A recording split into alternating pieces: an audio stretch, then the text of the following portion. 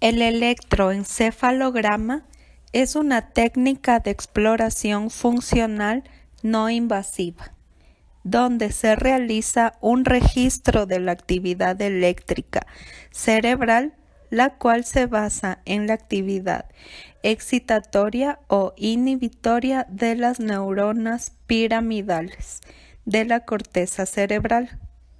Estas neuronas corresponden aproximadamente al 80% de las neuronas de la corteza.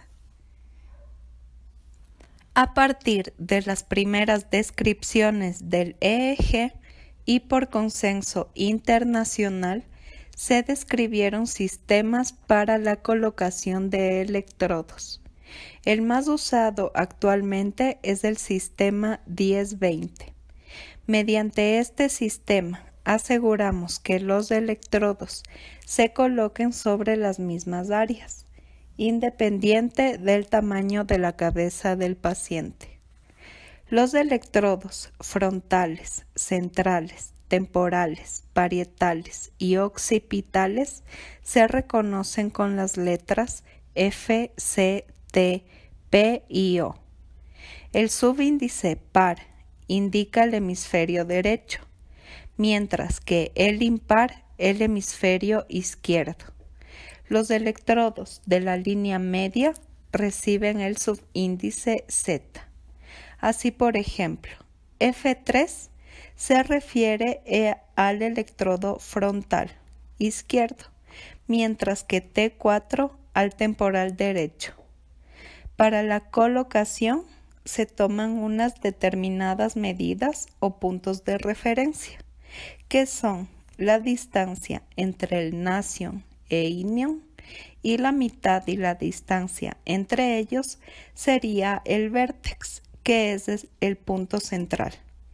Con este sistema, y dependiendo especialmente del perímetro cefálico, la distancia interelectrodos es de 3 a 6 centímetros respectivamente, tanto en niños menores de 1 año como en los adultos.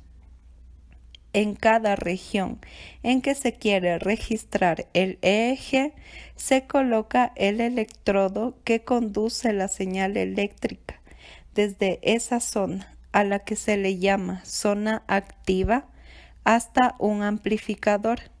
Este, como indica su nombre, incrementa la señal resultante, la cual es la diferencia de voltaje entre dos zonas activas. Se deben utilizar como mínimo 8 electrodos en el cuero cabelludo, además del electrodo de tierra y los de referencia. El electrodo de tierra se colocará en la región central de la frente. Este sirve de escape para eliminar la electricidad ajena a la de interés, lo cual mejora la calidad del registro. Los electrodos de referencia serán colocados en los lóbulos de las orejas o las apófisis mastoides, ya que teóricamente este electrodo debe estar situado a potencial cero. La actividad EEG se divide convencionalmente en 4 bandas de frecuencias, desde las más lentas a las más rápidas. Clásicamente se describen con letras griegas. Son alfa, beta, teta y delta, las cuales se diferencian por su frecuencia, que es la cantidad de veces que la onda se repite y que se mide en hercios. Por ejemplo, 3 hercios significaría que la onda se repite 3 veces en un segundo. Y por su amplitud, que corresponde a la diferencia entre el voltaje máximo y mínimo de la onda, la cual se mide en microvoltios.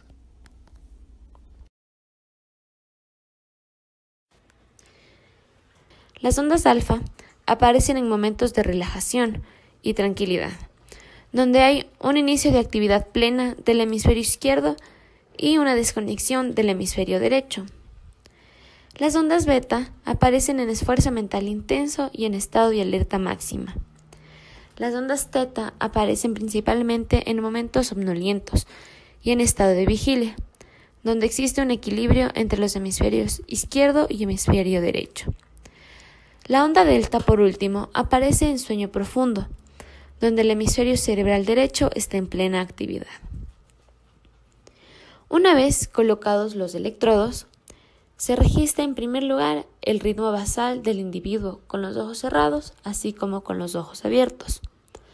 Y a continuación, se provoca una estimulación ligera, ya sea con una fotoestimulación, la hiperventilación del paciente, o se le puede pedir que haga algún esfuerzo físico, con el fin de observar la reacción de la actividad cerebral.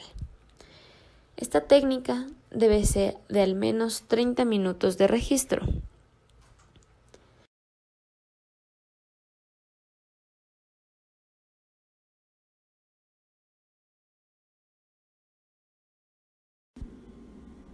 Aplicabilidad del encefalograma en esquizofrenia.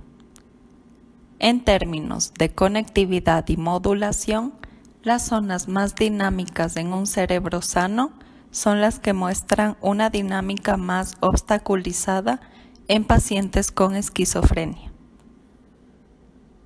En personas con esta patología se han relacionado síntomas como una irregularidad en la modulación de la atención, con una menor actividad alfa y un incremento de ondas más lentas. También se ha podido encontrar un incremento de ondas delta y ondas teta. La presencia focal de delta en vigilia o despierto es una anormalidad sugestiva de lesión estructural subyacente, es decir, que puede permanecer escondida una lesión cerebral. Y un aumento de las ondas teta es quizás la anormalidad más frecuente que se reporta en las enfermedades cerebrales de cualquier origen. Estas ondas se han asociado con un estado de vigilia, lo cual en estos pacientes puede traducirse a un síntoma de hiperalerta sostenida.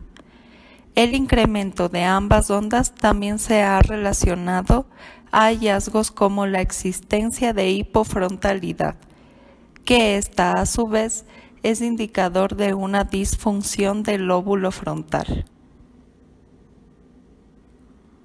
Personas con esta patología presentan un déficit en la modulación de la entropía.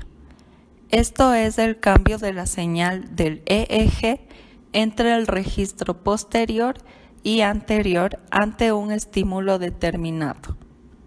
Se ha encontrado hallazgos que indican que esto se debe a que existe una disminución en la comunicación funcional entre regiones cerebrales distantes. Otros hallazgos encontrados son una disfunción frontal izquierda, la cual está relacionada con funciones como la toma de decisiones ante situaciones nuevas, algo que es muy frecuente ver como pacientes con esquizofrenia presentan incompetencia para decidir debido a su sintomatología. También se ha encontrado una desorganización cortical difusa, lo que se relaciona a algún tipo de alteración en alguno de los procesos cognitivos o de comportamiento. La electroencefalografía ha contribuido en la comprensión neurofisiopatológica subyacente de esta enfermedad. Muchos de los avances realizados en los últimos años apuntan actualmente a una disfunción cerebral más generalizada y ampliamente distribuida.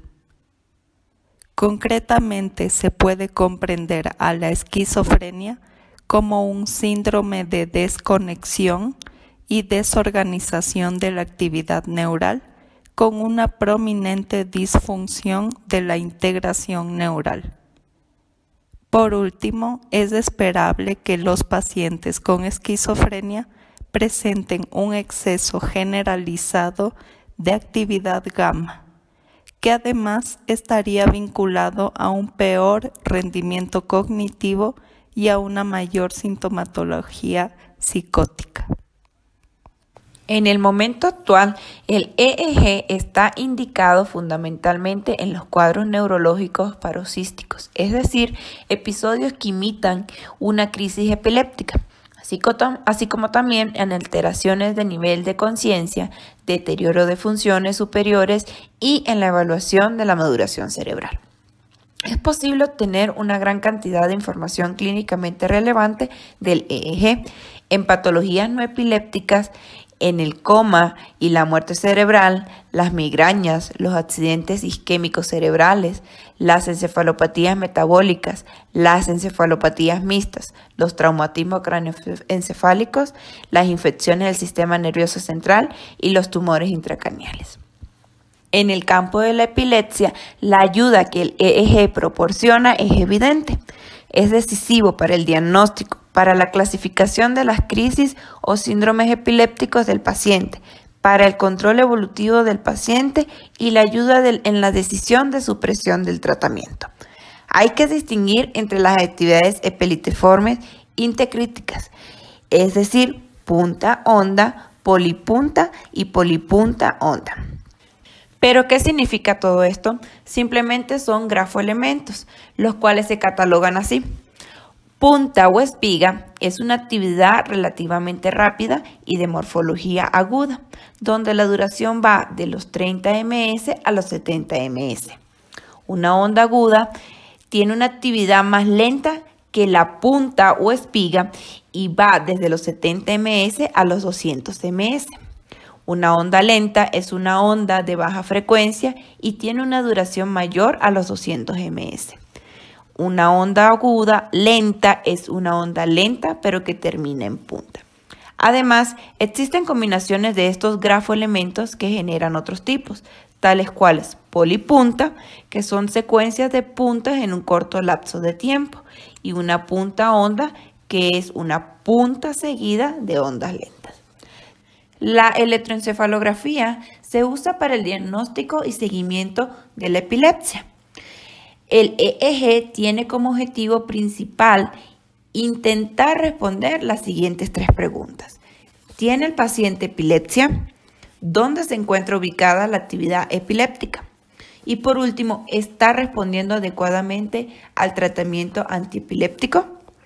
En pacientes adultos con historia clínica sugestiva de epilepsia, el encontrar actividad epileptiforme es específico y el valor diagnóstico del EEG es alto. Se describe que en un EEG estándar, la posibilidad de encontrar actividad epileptiforme en adultos con epilepsia es del 29 al 55%. Y al realizar el EEG repetido, es decir, en 3 estudios, esta cifra aumenta del 69 al 77%. Si el EEG es negativo, se puede aumentar la sensibilidad realizándolo post privación del sueño, lo cual incrementa la actividad epileptiforme de un 13 a un 31% adicional. En niños con casos de epilepsia, las cifras cambian. Un primer EEG puede ser normal hasta en un 40%. Con EEG seriados, la sensibilidad se incrementa a un 56% si existe el antecedente de un solo episodio y a un 70% si ha habido varios. La realización de un EEG frente a una primera crisis epiléptica es muy importante, sobre todo si se realiza dentro de las primeras 48 horas del evento, en donde puede alcanzar una sensibilidad de hasta un 77%. A continuación se le presentará un video de un EEG al momento de un ataque epiléptico donde se presenciará los cambios de ondas.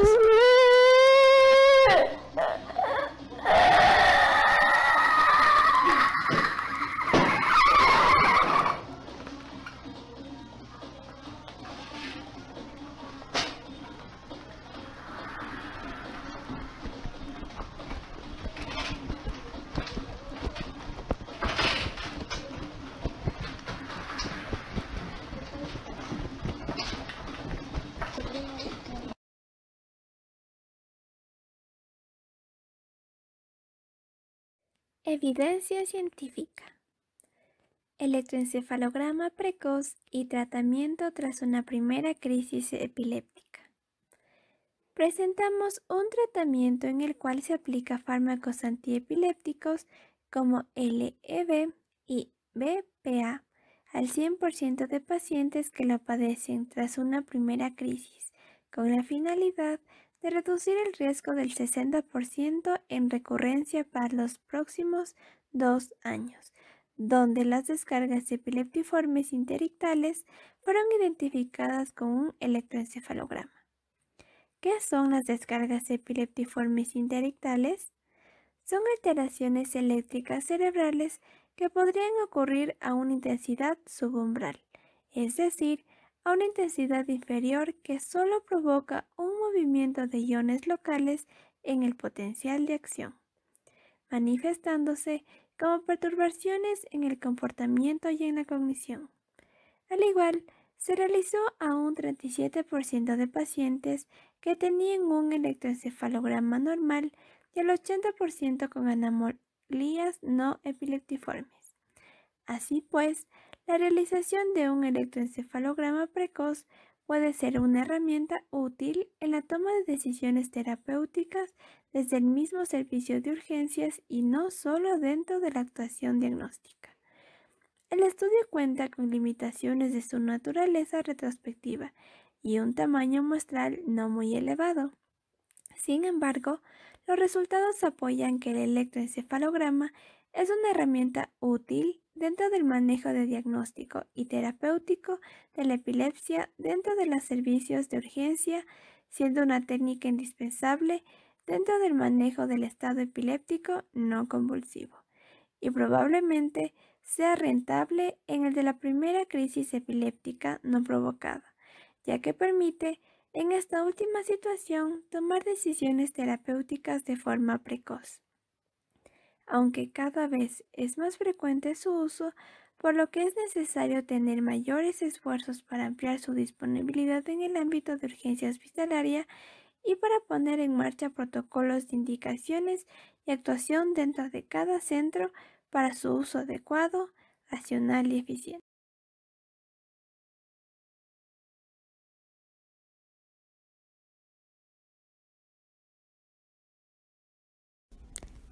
Con el desarrollo de esta técnica han sido posibles detectar los ritmos cerebrales espontáneos.